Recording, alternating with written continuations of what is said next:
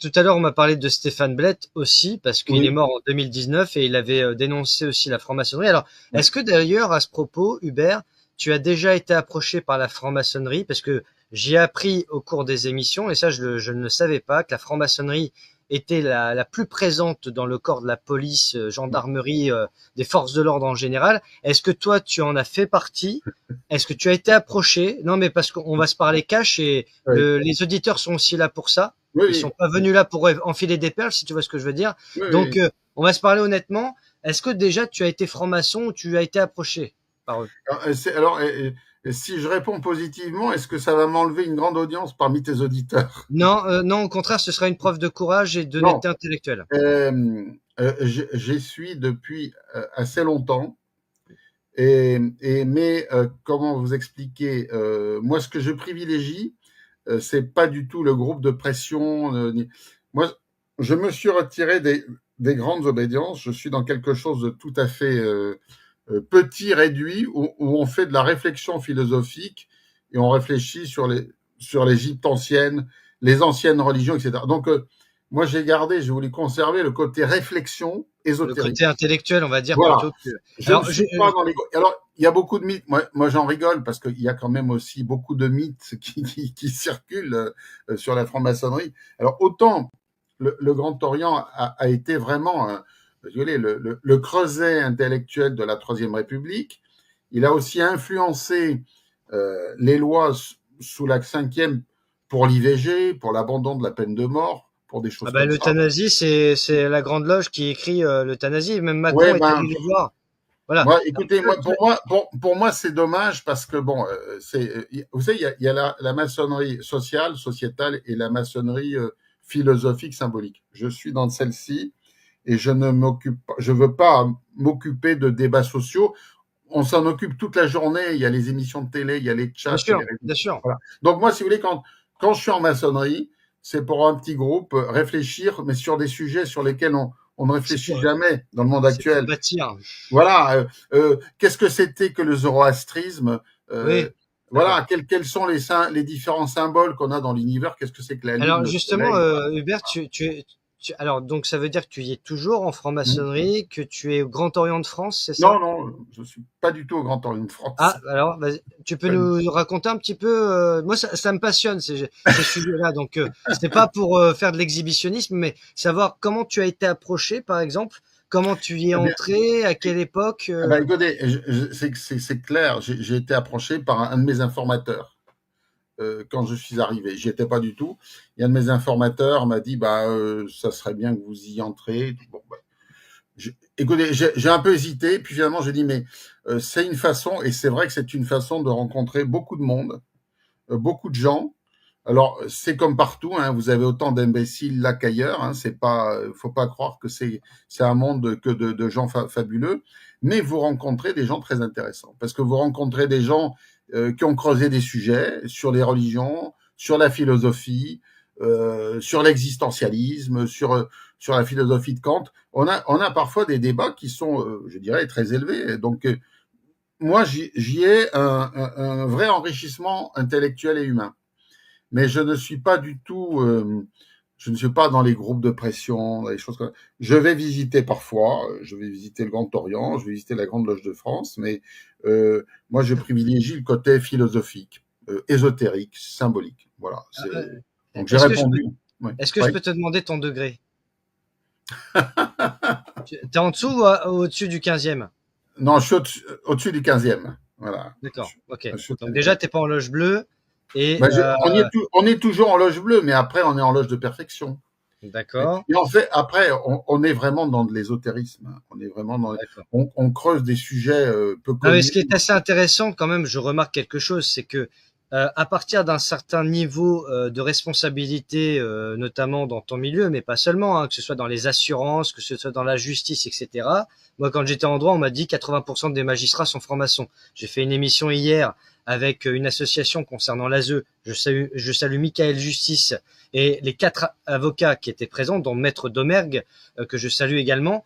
Et on se rend bien compte que à partir d'un certain niveau, voilà, il y a une forme de chasseur de tête aussi dans ces milieux-là, Toi, tu me dis que c'est un informateur qui t'a fait rentrer. Voilà. Donc après, on rencontre des gens. Franchement, on rencontre des gens passionnants dans la maçonnerie, des gens qui ont creusé, qui travaillent. En général, des gens altruistes qui essayent. Normalement, s'ils respectent un peu les codes, c'est d'essayer de faire évoluer les hommes et la société. On n'est pas là que pour faire du copinage. D'ailleurs, je dirais une chose, ceux qui rentrent pour faire des affaires, en général, je pense qu'ils seront déçus parce que la maçonnerie de 2025, ce n'est plus du tout celle qu'elle était il y a 40 ou 50 ans.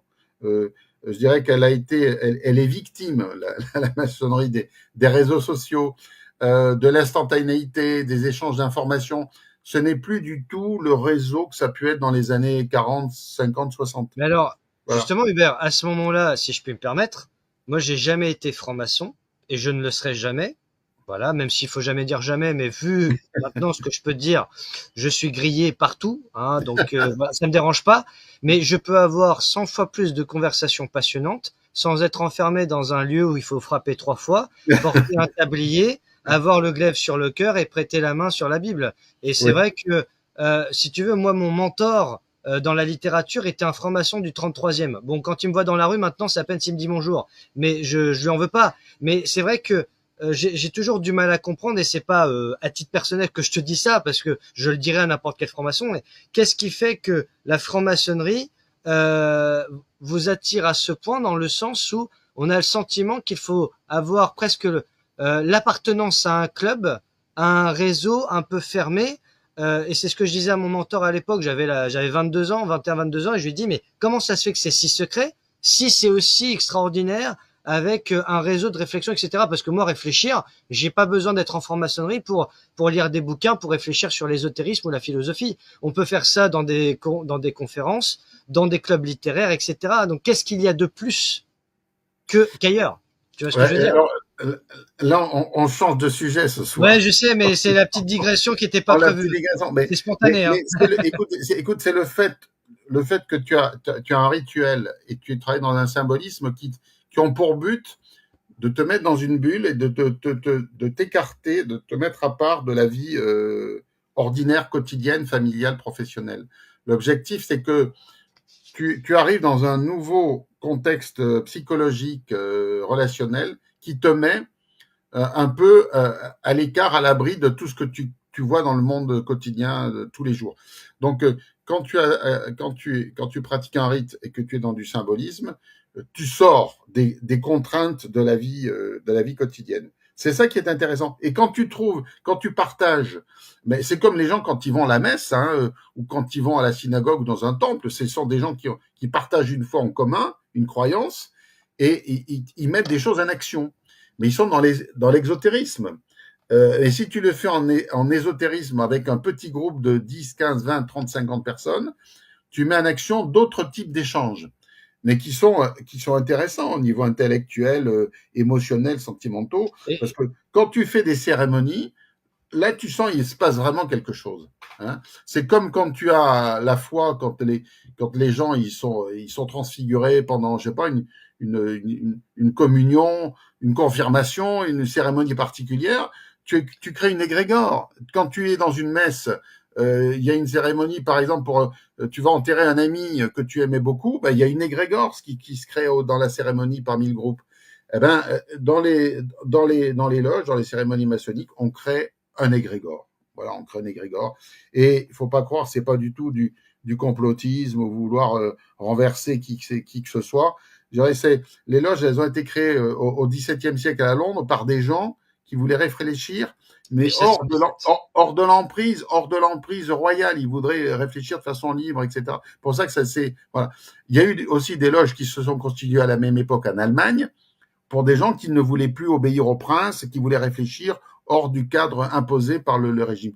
C'est ça, c'est de réfléchir de façon plus ou moins libre. Après, chacun choisit ce qu'il veut. Non, mais c'est intéressant. Voilà, et je veux dire une chose, là, écoute, la franc-maçonnerie, c'est quand même assez difficile d'y rentrer parce que il faut être parrainé, c'est long, tu as des enquêtes, mais alors pour en sortir, c'est très facile. Hein. Tu présentes ta lettre de démission, tu dis je suis plus d'accord, je veux plus venir, et tu pars, et on va pas venir t'assassiner. Tu connais l'anecdote de Coluche sur la franc-maçonnerie? Oh, il a dit beaucoup de choses de très intéressantes. On lui a dit, Coluche, est-ce que ça vous dit d'être franc-maçon? Et il dit oui. Qu'est-ce qu'il faut faire? Bah, il faut garder le silence pendant 1 an. Il a dit bon bah je vais m'inscrire l'année dernière. Parce que justement, j'ai fait une soirée spéciale sur la franc-maçonnerie avec Aldo Stéron, Jean-Maxime Corneille, Marion Sigaud et Karl van der Hecken. Et j'ai lu un long texte. Alors c'est vrai qu'il était très long, mais de Coluche qui aurait été invité par les francs-maçons du Grand Orient de France Oui, dans la loge. Alors c'est pas à Tanor, mais la loge Locarno 73. oui. C'était le 27 février 1986. Et justement, il venait de créer les Restos du Cœur 3 mois avant. Et c'était donc 3 mois avant sa mort. Et en fait, c'était un peu pas un test, mais par curiosité, il y est allé.